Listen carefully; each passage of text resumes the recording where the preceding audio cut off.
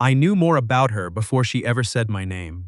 I figured that out on a Tuesday, standing in the hallway of my apartment building with a stack of mail that wasn't mine, wondering what kind of person subscribes to a seed catalog and also gets letters from what looked like a bankruptcy attorney. Different chapters of a life, I thought. Interesting chapters. Her name was on the return address of one envelope she'd sent herself, a trick I recognized because I do the same thing. When I'm worried, I'll forget to mail something important. Nora. I said it out loud once in the empty hallway just to hear how it sounded. Then I felt strange about that and went back inside. I'd moved into 4B 7 months earlier, after my divorce was finalized and the house in Naperville got sold and the proceeds got split down the middle in a way that felt fair on paper and gutting in practice. I took what fit in a U-Haul, which turned out to be less than I expected, and I drove to Chicago proper and rented a 2-bedroom I didn't need the second room of, in a building that smelled faintly of old radiator heat and someone's recurring habit of making popcorn at 10 in the morning. Nora lived in 4C, directly across the hall. I hadn't seen her yet when I first got her mail. It happens in our building because the letter slots are labeled in handwriting so faded it takes genuine effort to read. 4B and 4C look nearly identical if you're not paying attention, and I wasn't. The first 3 times I grabbed her stack by accident. By the 4th time, I started paying attention specifically to avoid it. By the 6th time, I was paying attention for different reasons entirely. I left the mail outside her door with a sticky note that said, "Sorry, wrong slot, 4B." I went to work. I came home.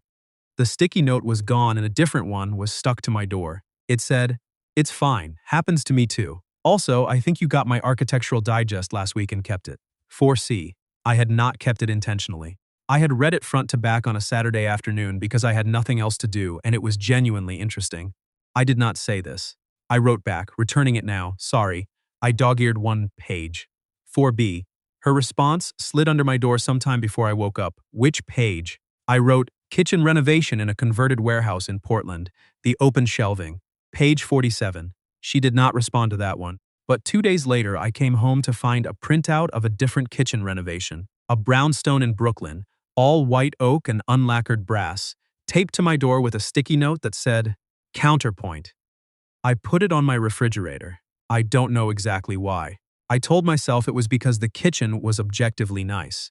We didn't meet in person until the following Wednesday. I was coming out of my apartment at 7 in the morning with a travel mug in one hand and my work bag slipping off my shoulder, and I nearly walked directly into her. She was shorter than I expected, which is a strange thing to think about someone you've never seen, but I had some vague mental picture assembled from nothing and she didn't match it. She had dark hair pulled back in a way that suggested she'd done it fast. She was carrying a tote bag that said Chicago Public Library on the side, which I noticed because I have a card I haven't used in 2 years. She looked at me and said, "4B." I said, "4C." She nodded like this confirmed something. Then she said, "You were right about the open shelving," and walked toward the elevator. I stood in the hallway for a moment before following. We rode down in silence that was somehow not uncomfortable. On the ground floor, she turned left toward the parking garage, and I turned right toward the street. And that was our first conversation. I thought about it more than I should have on the train to work. The sticky note exchanges continued.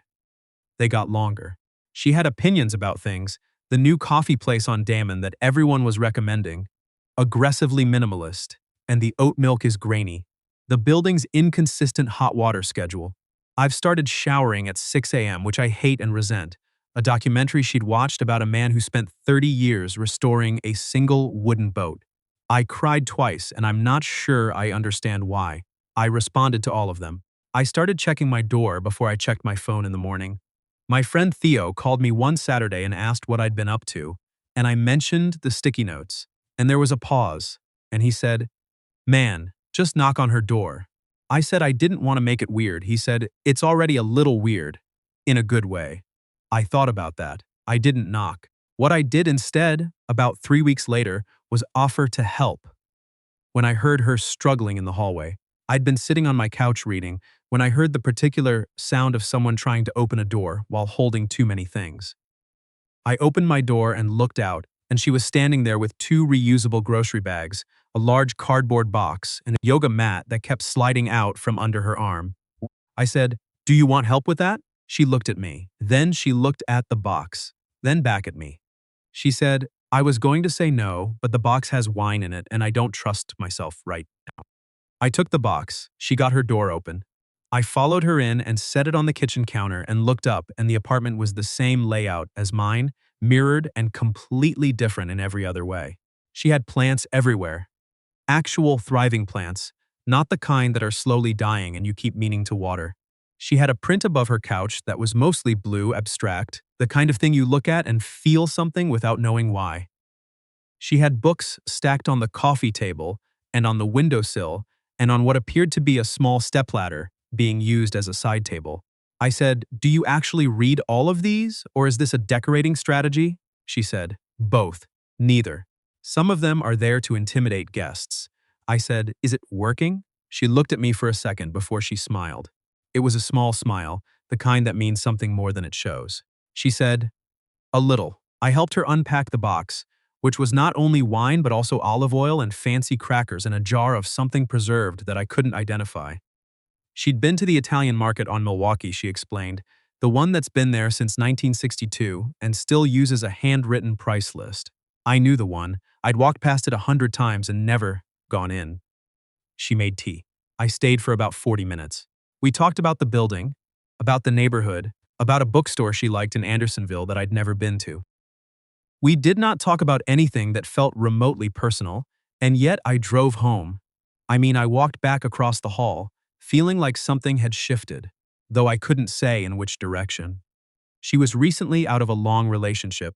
I found this out not from her directly, but from a sticky note she left about 3 weeks later that said, "Do you ever feel like your apartment is exactly the right size when you're fine, and roughly the size of a coat closet when you're not?" I wrote back, "Yes, frequently. Are you fine?" She wrote, "Getting there." I didn't push. I knew what getting there felt like. I was somewhere in that neighborhood myself. What I was less sure about was the thing that had started happening, where I'd hear her door open in the morning, and I'd find reasons to be near my own door. Or the way I'd started noticing when her lights were on across the hall, visible through the gap at the bottom of her door. Or the fact that I had, at some point, stopped actively trying not to get her mail. I did not say any of this to Theo when he asked how things were going with the neighbor situation, which is what he'd started calling it. I said things were fine, we'd talked a couple times, it was a normal neighbor thing. He made a sound that communicated he didn't believe me. I ignored it. The first time I almost said something real was in November.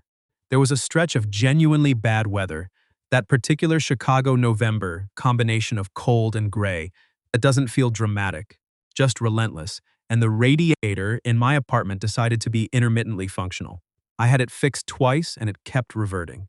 I was sitting on my couch at 9 on a Thursday night with a blanket and a level of low-grade miserable that wasn't quite bad enough to justify calling anyone about it, and there was a knock at my door. It was Nora, holding a pot. She said, "I made too much soup. Lentil. I don't know if you like lentil soup." I said I genuinely love lentil soup. She said, "Good. Also, I can hear your radiator through the wall, and it sounds like it's in pain." I let her in.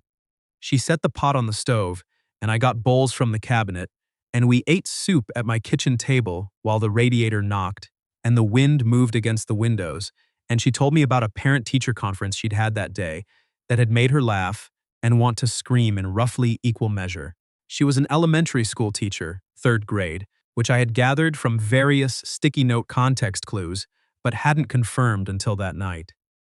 I told her about my job, which is structural engineering, and therefore not easy to make interesting at a dinner table, but she asked actual follow-up questions, specific ones, which is rare.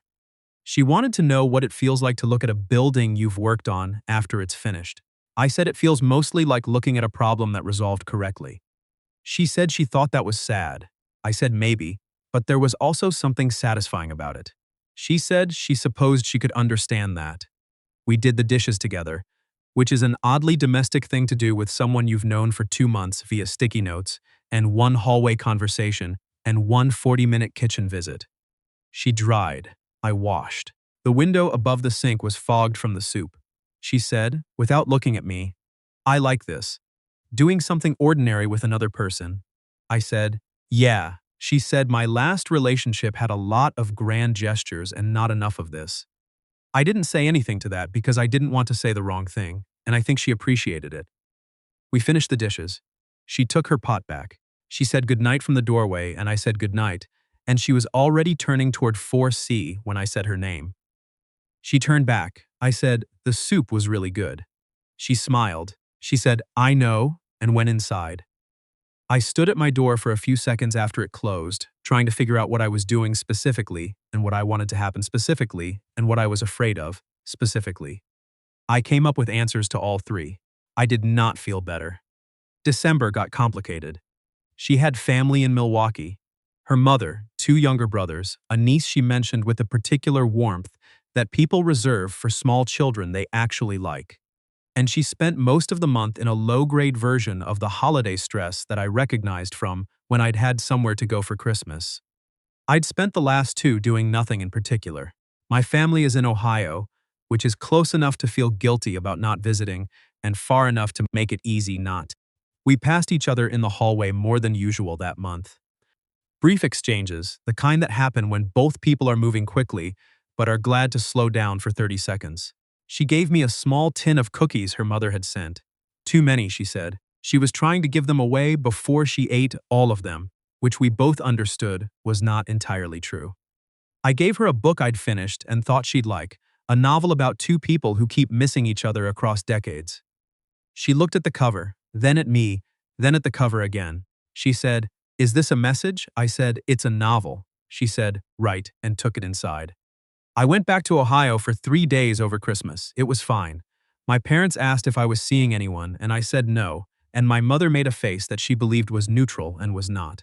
I drove back to Chicago on the 27th in a light snow, which turned heavier about 40 miles out from the city, which turned bad enough by the time I reached my exit that I was gripping the wheel harder than necessary and taking the last stretch of the drive slowly and carefully. I got to the building around 9. The parking garage elevator was out, which meant I walked up 4 flights with my bag, which was more than I'd packed for 3 days because I'd thrown in an extra sweater at the last minute and couldn't figure out why. On the 4th floor, Nora's light was on under the door. I stood in the hallway for a moment. Then I knocked. She opened the door in sweatpants and reading glasses she pushed up to her forehead when she saw me. She was holding the book I'd given her. She'd gotten more than halfway through it. She said, "You're back." I said, "Just got in bad drive." She said, "I know, I checked the road conditions." A pause. "I mean, it was on the news." I said, "Sure." She stepped back from the door. I went in. She made me a drink, bourbon, which is what I would have asked for, though she hadn't asked, and I sat on the couch and told her about Ohio, and she told me about Milwaukee and her niece's elaborate theory about how Santa's reindeer must be cold and what should be done about it. I laughed at that, genuinely, the kind of laugh that loosens something. At some point the drink was gone, and it was late and I should have left and didn't. She'd taken her reading glasses off and set them on the coffee table. The blueprint above the couch looked different in lamplight. She said, "Can I ask you something?" I said yes. She said, "The book. The two people who keep missing each other." I said, "What about it?" She said, "I'm trying to figure out if you were making a point or if I'm reading into it." I said, "What do you think?" She looked at me. She said, "I think you were making a point." I said, "I think you're right." She was quiet for a second. Then she said, "I'm not fully. I'm still in the middle of figuring some things out, about what I want, about what I can do right now."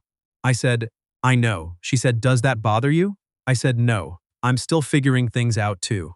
I looked at the table. "I just wanted you to know where I was."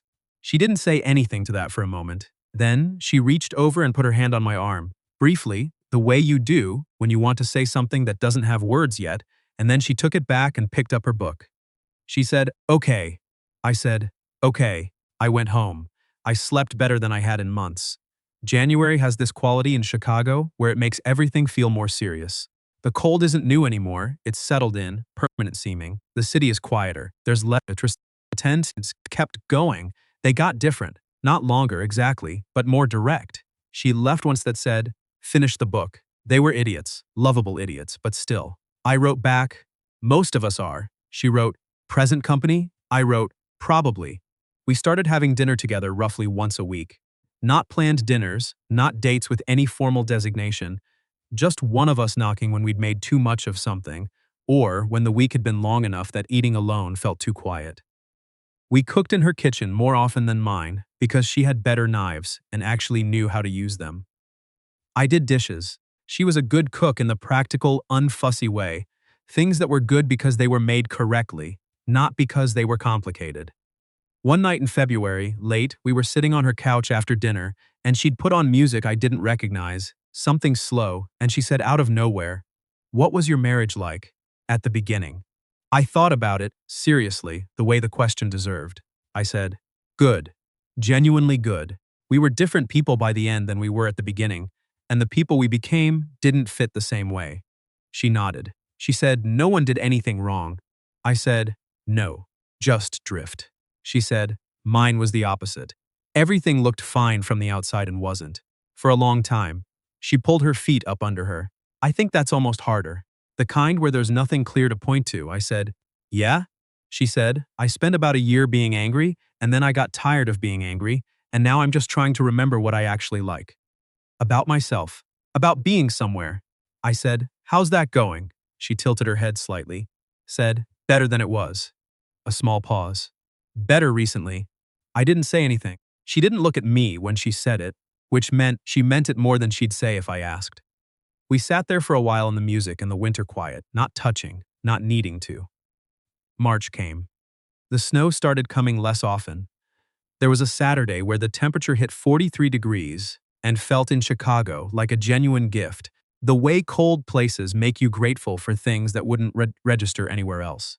I knocked on her door that morning with no reason except that it was 43 degrees and the light was good. She opened the door already in her coat.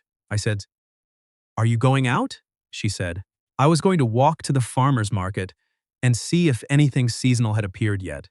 I said, "There's nothing seasonal yet." She said, "I know. I'm going for morale." I said, "I'll come." We walked to the market on Division, which was mostly root vegetables and hardy greens, and a woman selling jarred honey who seemed delighted to have anyone there. Nora bought radishes that she said she wasn't entirely sure what to do with, and I bought a sourdough loaf from a baker who'd clearly had a complicated morning. On the walk back, she put her arm through mine somewhere around Damen, not because the sidewalk was icy. It wasn't anymore, and didn't take it back. We didn't talk about it. We talked about the radishes. She decided she was going to roast them, even though she'd read you weren't supposed to. I said I thought the supposed to was overrated. She said she agreed, generally. At the building door, she unlocked it, and we went in and rode up to the fourth floor, and she was still talking about the radishes when we got off the elevator. At her door, she stopped and turned, and we were close in the way that happens in hallways, and she was looking up at me with this specific expression I'd seen before and never quite figured out what to do with. I said, "Nora." She said, "I know." I said, "I'm not trying to rush anything." She said, "I know that too." A pause. "But for the record, I'm done figuring things out, or I think I am. I'm ready to stop waiting, to be sure." I said, "Yeah?" She said, "Don't make me say it twice, I have pride." I laughed. She laughed. I kissed her in the hallway outside 4C, and her coat was still on, and so was mine, and it was a little awkward, and it was the least awkward thing I'd done in years. We stood there for a moment after, her hand on my jacket. She said, "Okay, now I'm going to roast these radishes." I said, "I'll be there in 10 minutes." She said, "I know," and went inside. Later, much later, the radishes eaten and the sourdough gone, and the evening settled into that particular easy quiet that means something without needing to be named. She said, "I need to tell you something." I said, "Okay." She said, "The first time I accidentally got your mail, I got it on purpose. I saw your name on it when I walked by and I was curious and I took it and then felt immediately terrible and put it back." I looked at her. I said, "Nora." She said, "I know." I said, "I read your entire architectural digest and kept it for 5 days before you mentioned it." She said, "I know. I saw you put it in your bag." I said, "You didn't say anything." She said, "I was curious what you'd do." She picked up her wine glass. "You dog-eared page 47. I said, "The open shelving." She said, "I know. That's the one I would have picked too." I looked at her in the lamplight, in her apartment with the plants and the books and the blueprint on the wall, with the empty roasting pan in the kitchen sink, And I thought about the stack of mail I'd held in the hallway 7 months ago, and the seed catalog, and the bankruptcy attorney letters, and the name I'd said once out loud just to hear how it sounded. It sounded right then, too. It sounds right still.